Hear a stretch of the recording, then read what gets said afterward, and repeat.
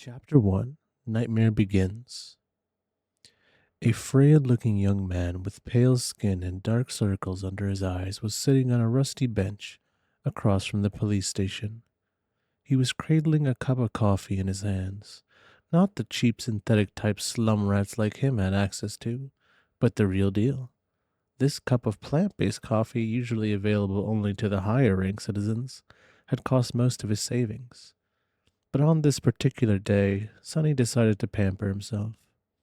After all, his life was coming to an end. Enjoying the warmth of the luxurious drink, he raised the cup and savored the aroma. Then, tentatively, he took a small sip and immediately grimaced. Ah, so bitter! Giving the coffee an intense look, Sonny sighed and forced himself to drink some more. Bitter or not, he was determined to get his money's worth. Taste buds be damned. I should have bought a real piece of meat instead. Who knew actual coffee is so disgusting? Well, it's going to keep me awake at least. He stared off into the distance, dozing off, and then slapped himself in the face to wake up. Tch, what a rip-off. Shaking his head and cursing, Sonny finished the coffee and stood up.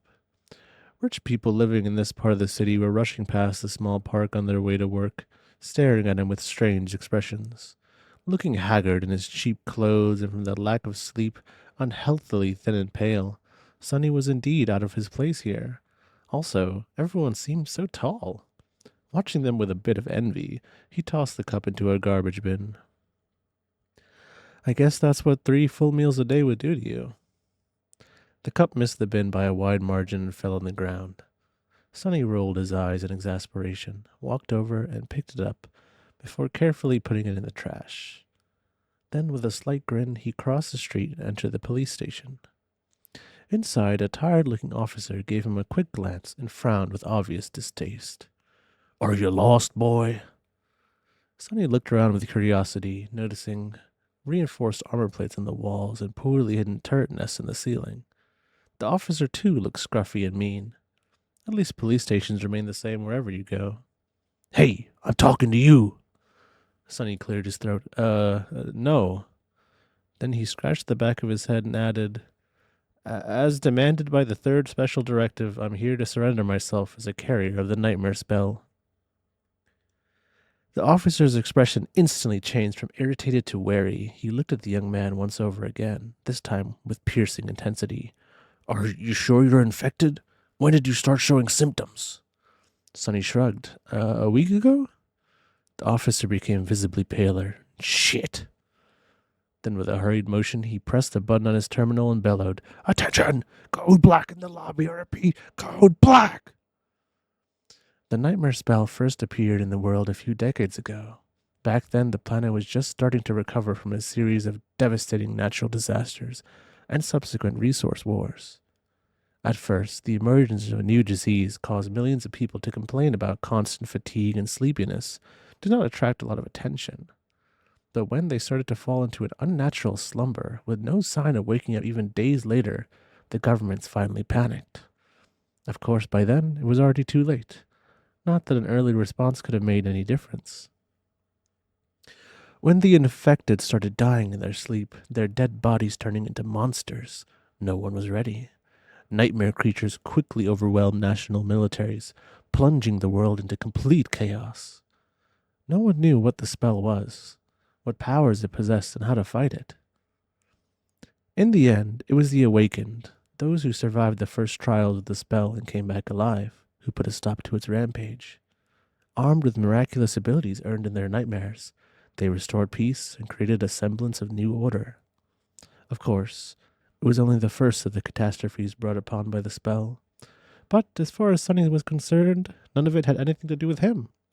Not until a few days ago, that is, when he first started having trouble with staying awake. For an average person, being chosen by the spell was as much of a risk as an opportunity. Kids learned survival skills and fighting techniques in school on the off chance of being infected. Well-to-do families hired private tutors to train their children in all sorts of martial arts. Those from the awakened clans even had access to powerful legacies, wielding inherited memories and echoes in their first visit to the dream realm. The richer your family was, the better your chances of surviving and becoming an awakened were. But for Sonny, who had no family to speak of and spent most of his time scrounging for food instead of going to school, being chosen by the spell presented no opportunity at all. To him, it was basically a death sentence. A few moments later, Sonny was yawning while several policemen were busy putting him in restraints. Soon he was fastened into a bulky chair that looked like a weird mix between a hospital bed and a torture device. The room they were situated in was in the basement of the police station, with thick armored walls and a formidable-looking vault door. Other officers were standing near the walls, with automatic rifles in their hands and grim expressions on their face. Sonny did not particularly care about them. The only thing he could think about was about how much he wanted to sleep. Finally, the vault door opened, and a gray-haired policeman walked in. He had a seasoned face and stern eyes, looking like someone who had seen a lot of terrible things in his life. After checking the restraints, the policeman glanced quickly on his wristwatch, then turned to Sonny. "What's your name, kid?" Sonny blinked a few times, trying to concentrate, then shifted uncomfortably. "Sunless." The old policeman raised an eyebrow. "Sunless? That's a strange name." Sonny tried to shrug, but found himself unable to move.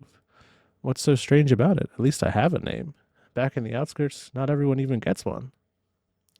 After another yawn, he added, "It's because I was born during a solar eclipse. My mom had a poetic soul, you see. That's why he got this weird-ass name, and his little sister was called Rain, back when she still lived with them at least. Whether it was the result of poetic imagination or simple laziness, he did not know." The old policeman grunted. "Do you want me to contact your family?" Sonny simply shook his head. "There's no one. Don't bother." For a second there was a dark look on the policeman's face. Then his expression turned serious. "All right, Sunless. How long can you stay awake?" Not long." The policeman sighed. "Then we don't have time for the full procedure. Try to resist as long as you can and listen to me very carefully, okay?" Not waiting for a response, he added, "How much do you know about the nightmare spell?" Sonny gave him a questioning look.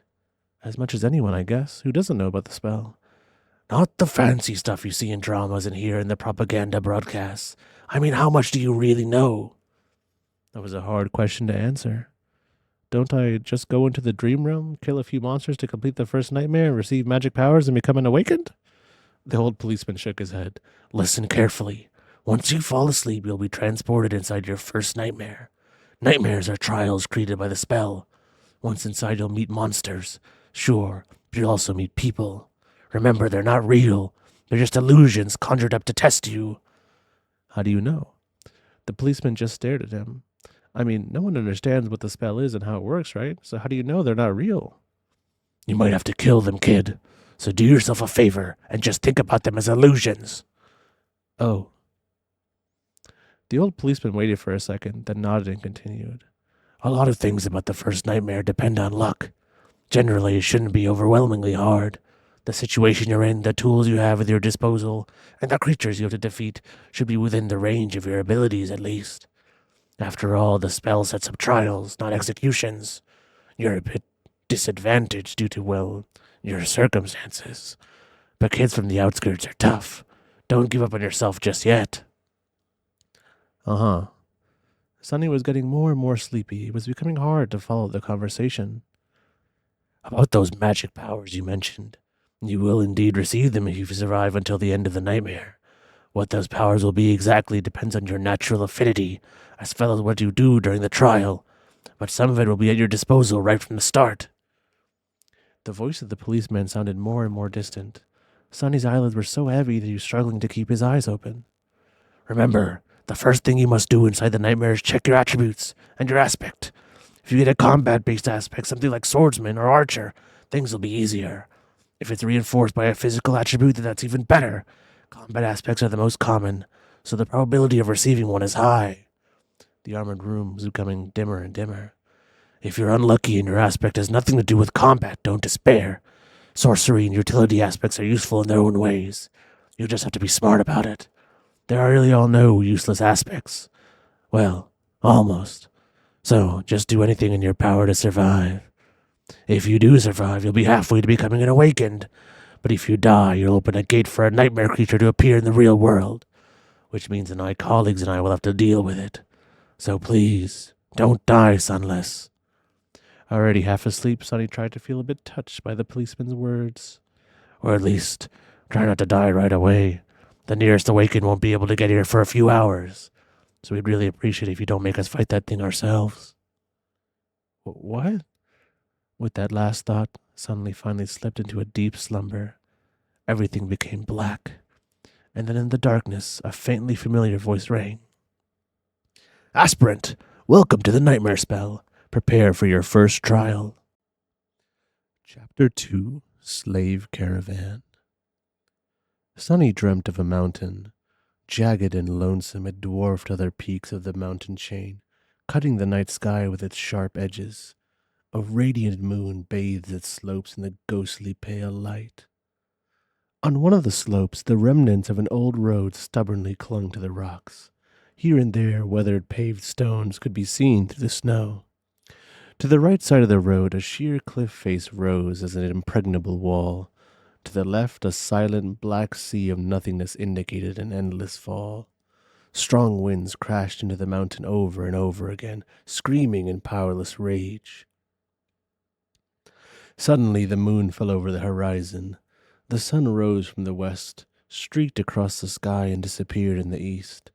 Snowflakes jumped from the ground and returned into the embrace of clouds. Sonny realized he was seeing the flow of time in reverse.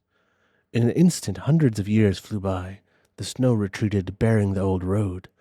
Cold shivers ran down Sonny's back as he noticed human bones littering the ground. A moment later, the bones were gone, and in their place, a slave caravan appeared, moving backwards down the mountain in the clamor of chains. Time slowed, stopped, and then resumed its usual pace. "Aspirant, welcome to the nightmare spell. Prepare for your first trial." What the hell is this? Step, step, another step. A dull ache was radiating through Sonny's bleeding feet as he was shivering from the cold. His threadbare tunic was nearly useless against the biting wind. His wrists were the main source of agony. Badly hurt by the iron shackles, they sent a sharp pang of pain every time the freezing metal touched his broken skin. What kind of a situation is this? Sonny looked up and down, noticing a long chain winding up the road, with dozens and dozens of hollow-eyed people, slaves just like him, shackled to it at small intervals. Ahead of him, a man with broad shoulders and a bloodied back was walking with a measured gait. Behind him, a shifty-looking guy with quick, desperate eyes was quietly cursing under his breath, in a language Sonny did not know, but somehow still understood. From time to time, armed horsemen in ancient-style armor would pass by, giving the slaves menacing looks. However you judged it, things were really bad. Sonny was more bewildered than panicked. True, the circumstances were not like what the first nightmares were supposed to be. Usually, freshly chosen aspirants would find themselves in a scenario that presented them with a fair amount of agency. They would become members of a privileged or warrior caste, with plenty of access to necessary weapons to at least try and tackle any conflict. Starting out as a powerless slave, shackled and already half dead, was as far from being ideal as one could imagine. However, the spell was as much about challenge as it was about balance. As the old policeman said, it created trials, not executions. So Sonny was pretty sure that, to counter this abysmal start, it would reward him with something good. A powerful aspect, at least. Let's see, how do I do this? Remembering popular webtoons he read as a child, Sonny concentrated and thought about words like status, myself, information. Indeed, as soon as he focused, shimmering runes appeared in the air in front of him. Once again, although he did not know this ancient alphabet, the meaning behind it was somehow clear. He quickly found the rune describing his aspect, and finally lost his composure. What? What the actual fuck? Name, Sunless. True name, none. Rank, aspirant. Soul core, dormant. Memories, none. Echoes, none. Attributes, faded. Mark of divinity, child of shadows. Aspect, temple slave. Aspect description. Slave is a useless wretch with no skills or abilities worth a mention. A temple slave is just the same, except much rarer. Speechless, Sonny stared at the runes, trying to convince himself that maybe he was just seeing things. Surely he couldn't be that unlucky. Right? No useless aspects, my ass! As soon as this thought appeared in his mind, he lost the rhythm of his steps and stumbled, pulling the chain down with his weight. Immediately, the shifty guy behind him screamed, "Whores, bastard! Watch where you're going!" Sonny hurriedly dismissed the runes, which were only visible to him, and tried to recover his balance. A moment later, he was once again walking steadily, however, not before inadvertently pulling on the chain once more. "You little shit, I'm going to kill you!" The broad-shouldered man in front of Sonny chuckled without turning his head. "Why bother? The weakling will be dead by sunrise anyway. The mountain will kill him." A few seconds later, he added, "It'll kill you and me too, just a bit later. I really don't know what the Imperials are thinking, forcing us into this cold." The shifty guy gasped. "Speak for yourself, fool! I'm planning to survive!" Sonny silently shook his head and concentrated on not falling again. What a charming pair. Suddenly, a third voice joined the conversation from somewhere further back. This one sounded gentle and intelligent. "The mountain pass is usually much warmer this time of year. We just had really bad luck. Also, I would advise you against harming this boy." "Why is that?" Sonny turned his head slightly, listening. "Haven't you seen the markings on his skin? He is not like us, who fell into slavery due to debts, crime, or misfortune. He was born a slave, a temple slave to be precise. Not long ago, the Imperials destroyed the last temple of the Shadow God. I suspect that is how this boy ended up here." The broad-shouldered man cast a look back. "So what? Why should we be afraid of a half-forgotten weakling god? He couldn't even save his own temples. The Empire is protected by the mighty war god. Of course they're not afraid to burn a few temples. But here we are not protected by anything or anyone. Do you really want to risk angering a god?" The broad-shouldered man grunted, not willing to answer. Their conversation was stopped by a young soldier riding a beautiful white horse. Clad in a simple leather cuirass, armed with a spear and a short sword, he looked dignified and noble. To Sonny's irritation, the asshole was really pretty, too. If this was a historical drama, the soldier would definitely be a male lead. "What's going on here?" There was no particular menace in his words, even something resembling concern. When everyone hesitated, the gentle voiced slave answered, "It's nothing, sir. We're all just tired and cold, especially our young friend over here. This journey is truly too hard for someone that young." The soldier looked at Sonny with pity. "What are you looking at? You're not much older than me," Sonny thought. Of course, he didn't say anything out loud. The soldier sighed and took a flask from his belt before extending it to Sonny. "Bear with it a little more, child. We will stop for the night soon. For now, here, drink some water." "Child? Child?" Due to his thin body and small stature, both caused by malnourishment, Sonny was often mistaken for someone younger. Usually he didn't hesitate to use it to his advantage, but now for some reason being called a child really irked him. Still, he was really thirsty. He was just about to take the flask when a whip cracked in the air, and suddenly Sonny was in a world of pain. He stumbled, once again pulling on the chain and causing the shifty slave behind him to curse. Another soldier, this one older and angrier, stopped his horse a few steps back. The whip that sliced the back of Sonny's tunic open and drew blood belonged to him. Without even glancing at the slaves, the older soldier pierced his younger colleague with a disdainful glare. "What do you think you're doing?" The young soldier's face darkened. "I was just giving this boy some water." "He'll receive water with the rest of them once we camp." "But—" "Shut your mouth! These slaves are not your friends, understand? They're not even people. Treat them like people and they begin imagining things." The young soldier looked at Sonny, then lowered his head and put the flask back on his belt. "Don't let me catch you making friends with the slaves again, newbie, or next time it'll be your back tasting my whip." As if to illustrate his anger, the older soldier cracked his whip in the air and rode past them, radiating threat and anger. Sonny watched him go with well-concealed malice. "I don't know how, but I will watch you die first." And then he turned his head and glanced in the direction of the younger soldier, who was falling behind with his head still lowered. "And you second." Chapter 3: The Strings of Fate. For a few minutes after that, Sonny was in a dark mood. But then he pulled himself out of it and inhaled deeply, trying to enjoy the fresh air. Indeed, air like that was hard to come by in the real world. Microdust and other pollutants made it rough and unpleasant, not to mention the general stench of the outskirts. In the better parts of the city, sophisticated filtration systems worked diligently. However, filtered air tasted sterile and stagnant. Only the very rich had access to the truly pleasant breathing. And here he was, able to enjoy an unlimited amount of pristine, delicious air, like a second-generation chaebol. Truly, being chosen by the spell has its benefits. If only there was no dreadful cold, his feet did not ache, and his wrists and back were not in agony. The slave caravan slowly dragged itself up the mountain, with more and more slaves stumbling and periodically falling to the ground. A couple of times, those who could not walk any more were taken off the chain and unceremoniously tossed off the road, down into the abyss that loomed to the left of it. Sonny watched them fall with a bit of compassion.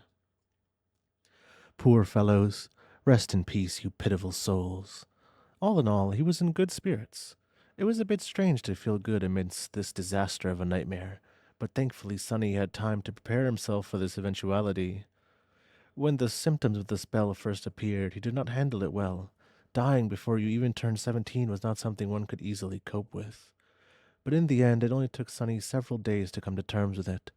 After visiting his parents' makeshift resting place, well, actually, since he was too poor to afford even the cheapest slot in the remembrance facility, it was just 2 lines carved into an old tree. And adding a third line for himself, Sonny suddenly became relaxed and carefree. After all, he didn't have to worry about earning money, finding food, and protecting himself and planning for the future anymore. Once the worst that could happen had already happened, what else was there to fear? So becoming a slave and slowly freezing to death was not that much of a shock. Besides, he knew that the cold would not kill him, simply because he had already seen what fate was awaiting the caravan further up the mountain. The picture of piled bones littering the ground was still fresh in his mind. Most likely it was a pack of monsters that were going to do the caravan in, and by the looks of it, the attack was going to take place in a matter of hours, not days. So he still had a chance. Using the opportunity, Sonny decided to take another look at his status and summon the runes again. The last time he was too outraged by the aspect and didn't study the attributes well. While not as important as one's aspect, the attributes were often the deciding factor between life and death. They represented one's natural traits and affinities, sometimes even providing passive abilities and effects. Fated. Attribute description. The strings of fate wrap tightly around you. Unlikely events, both good and bad, are drawn by your presence. There are those who are blessed and there are those who are cursed, but rarely both. Mark of divinity. Attribute description. You bear a faint scent of divinity, as though someone briefly touched by it, once a long time ago. Child of shadows. Attribute description. Shadows recognize you as one of their own. Interesting. Sonny quickly recognized the first attribute, fated, as the main culprit of this predicament. At first glance, it seemed to indicate he was destined for a certain fate, to die miserably and vanish without a trace, for example. But after reading the description, he realized that being fated actually just meant the improbable things had a higher chance of occurring when he was around. I guess this is how I managed to receive one of those super rare useless aspects, and a weird variant of it at that. If fated was his innate attribute, then the other two came from the temple slave aspect. Mark of divinity was more or less straightforward. It was supposed to allow passage into certain sacred places inside the dream realm, and enhance several types of sorcery. Since there were no sacred places in sight, Sonny's aspect had nothing to do with sorcery. It was useless, too. Child of Shadows was a stranger one. He had never heard of it and had no idea what it was supposed to do, at least not until the sun hid behind the mountain and the sky started to darken. To his surprise, Sonny found himself able to see perfectly in the darkness, as though it was still bright as day. This ability alone was nothing to scoff at, and it was quite possible that the shadows would reward him with some other yet unknown gifts. Finally, something good. I wonder if... Stop the caravan! Prepare to camp! Following the head soldier's orders, the slave stopped and fell to the ground, shivering and exhausted. The small clearing where the road widened was somewhat protected from the wind by a protruding massive rock, but it was still too cold to rest with ease. The soldiers got busy herding the slaves into a tight circle, forcing them to share warmth and lighting up a large bonfire in the center of the camp, although not before tending to their horses. The heavy wagon carrying food, water, and other cargo, to which the main chain was firmly affixed, was pushed forward to block the wind. While looking around, Sonny noticed the young soldier from before was watching the mountain, with a complicated look on his face. What a weirdo. Soon the bonfire was blazing. The stronger slaves tried to find their way closer to the fire, while the weaker ones like Sonny were forced to sit at the outer end of the circle, with their backs freezing in the cold. Of course, any movement was encumbered by the fact that they were still shackled to the chain. That's why the familiar broad-shouldered slave ended up just where he started, despite all of his efforts to get closer to the flame. "Damn Imperials," he hissed, clearly irritated.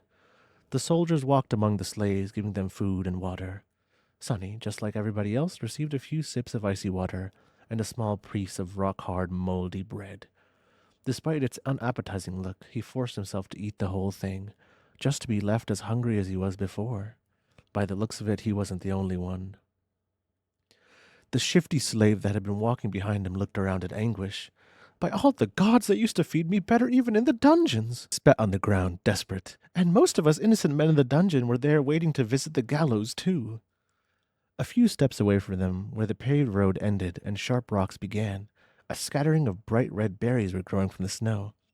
Sonny had noticed them before, clustering here and there along the road, and even noted how pretty these resilient things looked, contrasted against the white. The shifty slave's eyes glistened as he tried to crawl towards those berries on all fours. "I would advise against eating those, friend." It was the gentle-voiced slave again. Sonny turned around and finally saw him in the flesh for the first time. It was a tall man in his 40s, lean and strangely handsome, with the dignified look of a scholar. How a man such as him had ended up a slave was a mystery, and yet there he was. "You and your advice again. What? Why?" The scholar smiled apologetically. "These berries are called bloodbane. They grow in the places where human blood was spilled. That's why there's always a lot of them amongst the slave trade routes." "So what?" The older man sighed.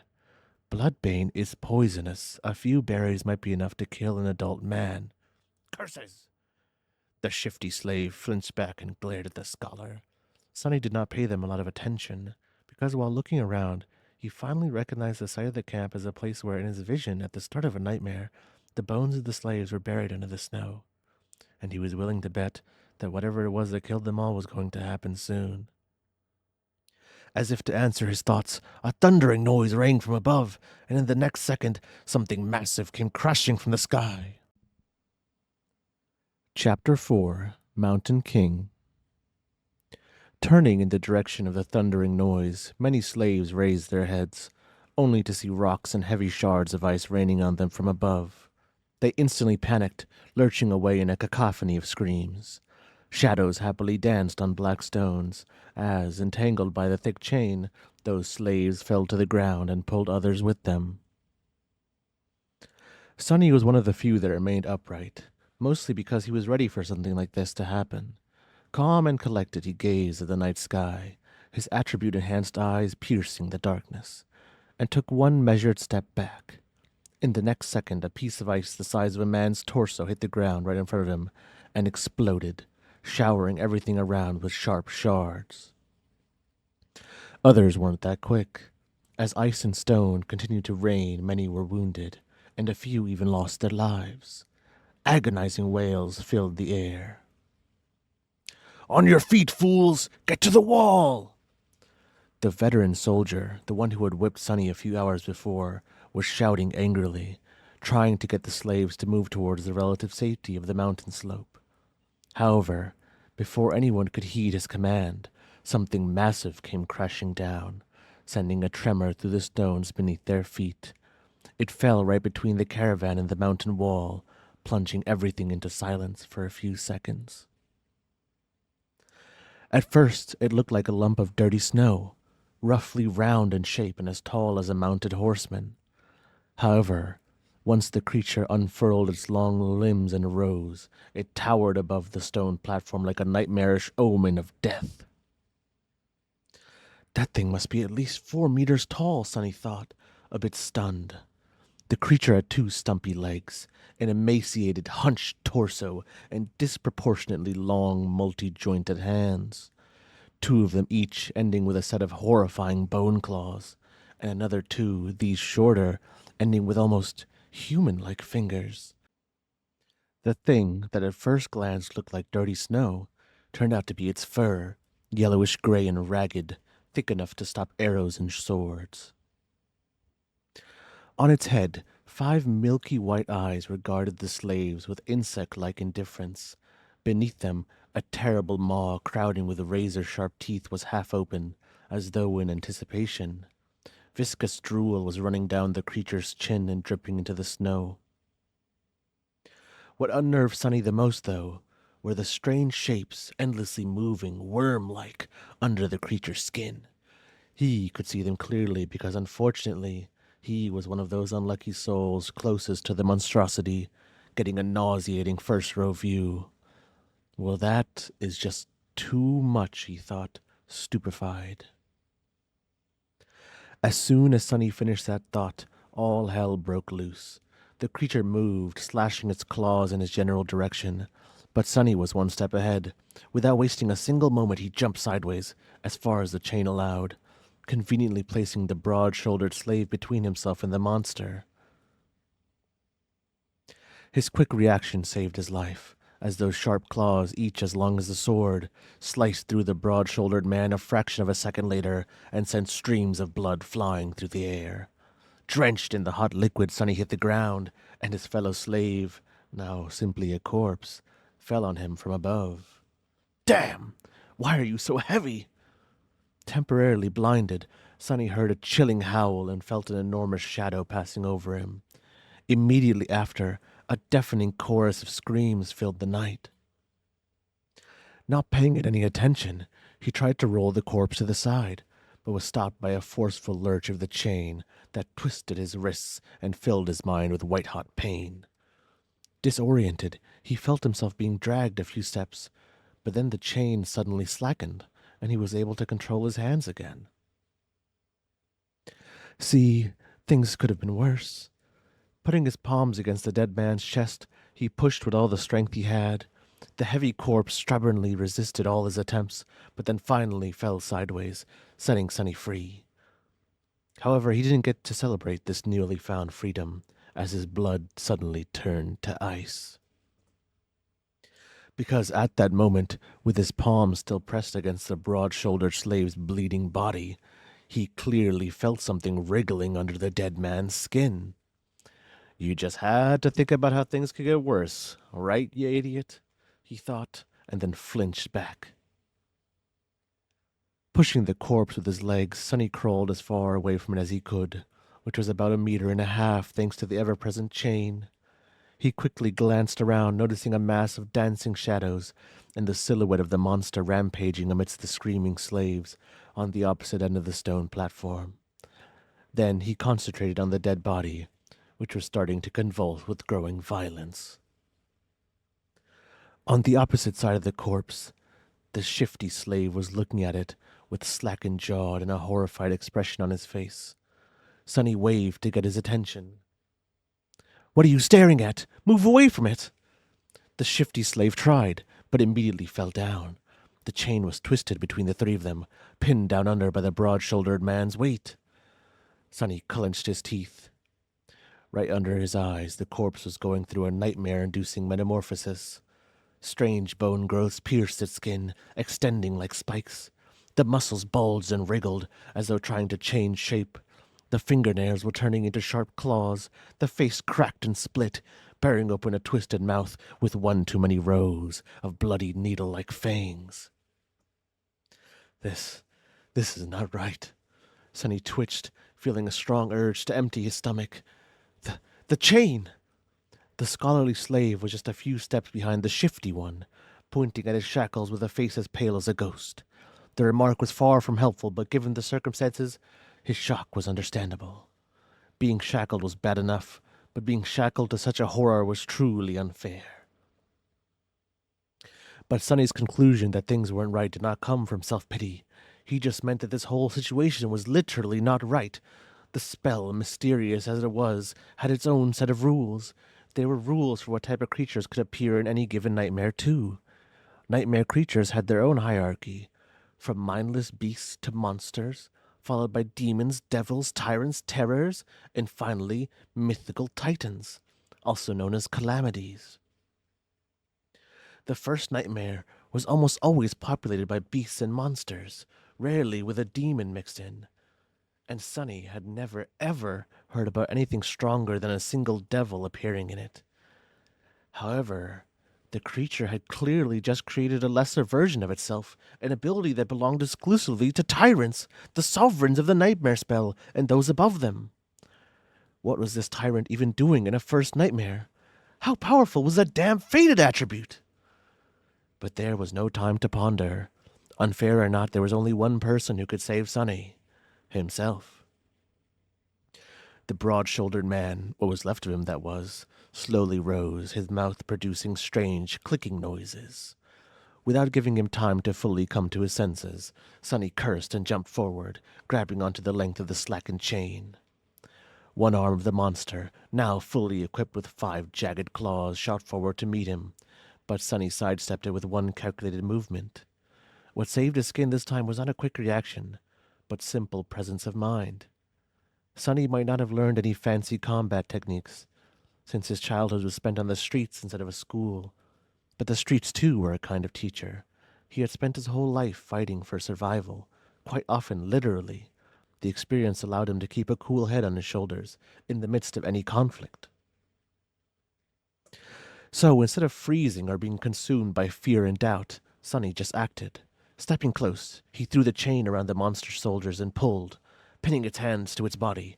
Before the creature, still slow and groggy from its transformation, could properly react, Sunny wrapped the chain around it several times, barely saving his face from being bitten off by the creature's terrifying maw. The good thing was, the monster couldn't move its hands now. The bad thing was, the length of the chain he used to immobilize it was gone, leaving almost no distance between them. "You two!" Sunny screamed, addressing his 2 fellow slaves. "Pull on that chain like your lives depend on it!" Because they were. The shifty slave and the scholar gaped at him, and then, understanding what he was thinking, started to move. Grabbing the chain from the opposite directions, they pulled as hard as they could, tightening its grip on the monster and not letting it shake loose. Great, Sunny thought. The monster bulged its muscles, trying to break free. The chain creaked, caught on the bone spikes as though slowly breaking apart. Not so great. Without wasting any more time, he threw his hands in the air and caught the creature's neck, with the short, thinner chain connecting his shackles together. Then he circled the monster with a quick step and pulled, ending up back to back with it, as far away from its maw as he could. Sunny knew that he wasn't strong enough to strangle a man with his bare hands, let alone a weird, terrifying mutant like the one trying to eat him. But now, using his own back as a lever, and the weight of his whole body to pull the shackles down, he at least stood a chance. He pulled down with all his might, feeling the monster's body pressing against him, bone spikes brushing against his skin. The monster continued to struggle, clicking loudly and trying to break the chain tying him down. Now it was just a question of what would break first, the chain or the monster itself. Die! Die, you bastard! Sweat and blood were rolling down Sunny's face as he was pulling and pulling and pulling down with as much force as he could muster. Every second felt like an eternity. His strength and stamina, what little he had to begin with, were quickly running out. His wounded back, wrists, and muscles, pierced by the bone spikes, were in agony. And then, suddenly, Sunny felt the monster's body go limp. A moment later, a faintly familiar voice rang in the air. It was the most beautiful sound he had ever heard. You have slain a dormant beast, Mountain King's larva. Chapter 5, Broken Chains. You have slain a dormant beast, Mountain King's larva. Sunny fell to his knees, breathless. His whole body felt as though it had went through a meat grinder. Even large amounts of adrenaline could not wash away all the pain and exhaustion. And yet he was exhilarated. The satisfaction of killing the larva was so vast that he even forgot to be disappointed about not receiving a memory, the special item tied to a dream realm's inhabitant's essence, which was sometimes awarded by the spell to the triumphant awakened. A magic sword or a suit of armor could have come in handy right about now. Damn, he'd even settle for a warm coat. 3 seconds. You can rest for 3 seconds, Sunny thought. After all, the nightmare was far from over. A few moments later, he forced himself to come back to his senses and looked around, trying to ascertain the situation. The larva was dead, which was great. However, he was still tied to it by the damned chain. The shifty slave and the scholar, both pale as death, were busy untangling it to buy the three of them at least some freedom of movement. Further away, torn bodies and pieces of flesh were lying on the ground. Many slaves were killed. A few had somehow managed to escape and were now running away. Fools! They're dooming themselves. The chain, as it turned out, was at some point broken in two. That's why it suddenly slackened when Sonny was being dragged by the mass of panicking slaves. If their shackles had a less sophisticated locking mechanism, he could have tried to free himself by now. However, each pair was fixed to a specific link. Without unlocking them, no one was going anywhere. The tyrant, Mountain King presumably, was hidden from sight by the bright glow of the bonfire. However, Sonny could feel its movements, due to the subtle tremors spreading through the stones, as well as the desperate screams of the slaves who were yet to perish. An angry bellow or two could also be heard, indicating that some of the soldiers were still alive, desperately trying to fight the monstrosity off. What pulled his attention the most, though, was the fact that several of the maimed bodies were starting to move. More larvae? His eyes widened. One after another, 4 more corpses slowly rose to their feet. Each beast looked as disgusting as the first one had, and not a bit less deadly. The nearest was mere meters away from Sonny. Damn it all, he thought, and then weakly, I want to wake up. As a strange clicking filled the air, one of the beasts turned its head towards the 3 slaves and gnashed its fangs. Shifty fell on his ass, whispering a prayer, while Scholar just froze in place. Sonny's eyes darted to the ground, trying to find something to use as a weapon. But there was not a single thing he could use. Full of vitriol, he simply wrapped a length of chain around the knuckles and raised his fists. Come at me, you bastard! The larva dashed forward with incredible speed, and in a flurry of claws, fangs, and terror. Sonny had less than a second to react. However, before he could do anything, a nimble figure moved past him, and a sharp sword flashed in the air. The monster, beheaded with one strike, fell gracelessly to the ground. Sonny blinked. What was that? Dumbfounded, he slowly turned his head and looked to his left. Standing there with a valorous expression was the handsome young soldier who had once offered him water. He looked calm and collected, if a little grim. There was not a speck of dirt or blood on his leather armor. He is awesome, Sonny thought before catching himself. A poser. He's a poser. With a short nod, the soldier moved forward to face the remaining 3 larvae. But after taking a few steps back, he suddenly turned around and gave Sonny a long look. Then, with one swift motion, the young warrior took something from his belt and threw it to Sonny. Save yourself! With that, he was gone to fight the monsters. Sonny reflexively caught the item and watched the soldier go. Then he lowered his gaze and studied the thing clutched tightly in his hand. It was a short and narrow iron rod with a straight bend on its end. A key. It's a key! His heart began to beat faster. It's the key to the shackles! With one last glance at the fierce battle starting between the young soldier and the larva, Sonny dropped on one knee and began to maneuver the shackles, trying to get his hand into a suitable position to insert the key. It took him a few tries to understand how the unfamiliar lock worked, but then finally, there was a satisfying click, and he was suddenly free. The cold wind caressed his bloodied wrists. Sonny rubbed them and smiled with a dark gleam in his eyes. Just you wait now.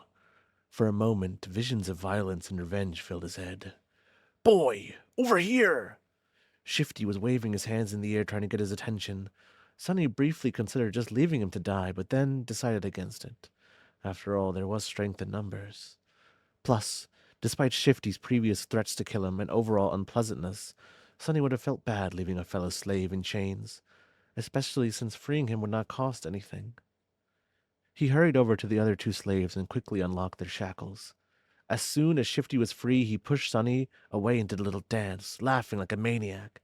Ah, free at last! Gods must be smiling upon us. Scholar was more reserved. He squeezed Sonny's shoulder in gratitude and smiled weakly, casting a tense look in the direction of the ensuing fight. 2 of the 3 larvae were already dead. The third one was missing an arm, but still trying to tear its opponent apart. The young soldier danced around it, moving with the graceful fluidity of a natural-born warrior. What are you waiting for? Run! Shifty made a move to run away, but was stopped by Scholar. My friend, I would. If you say advise again, I swear to the gods I will bash your head open. The two slaves looked at each other with open animosity. A moment later, Scholar lowered his eyes and sighed. If we run away now, we will surely die. Why? The older slave simply pointed at the tall bonfire. Because without the fire, we will freeze to death before the night is over. Until the sun rises, running away is suicide. Sonny did not say anything, knowing the Scholar was right. Actually, he realized it right after strangling the larva. No matter how terrible the Mountain King was, the bonfire was still their only lifeline in this frozen hell. It was just as what the broad-shouldered slave, may he rest in peace, had said. There was no need for anyone to kill them, because the mountain itself would do it given a chance. So what? I prefer freezing to death than being eaten by that monster anyway, not to mention, turning into one of those things. Shifty was pretending to be brave, but there was no conviction in his voice. He glanced at the darkness surrounding the stone platform and shivered before taking a small step back. At this point, the third larva was long dead, and the young soldier was nowhere to be seen. He had probably gone to join the fight at the other side of the bonfire, leaving the three slaves alone at the mountainside part of the stone platform. Scholar cleared his throat. The monster may be satiated with those it has already slain. It might be defeated or driven away by the Imperials. In any case, if we stay here, we have a chance to survive, however small. But if we run away, our doom will be certain. So what do we do? Unlike Scholar, Sonny was sure that the Mountain King would not be satisfied with killing just most of the slaves. Neither did he believe that a bunch of mortals would really be able to defeat it. Even if they were not normal people, but awakened. A fight with a tyrant was not something one could easily survive, let alone win. But if he wanted to live, he had to get rid of that thing somehow. Let's go take a look. Shifty looked at him as though seeing a lunatic. Are you insane? You want to get closer to that beast? Sonny stared at him blankly, then shrugged and headed in the direction of the rampaging monster.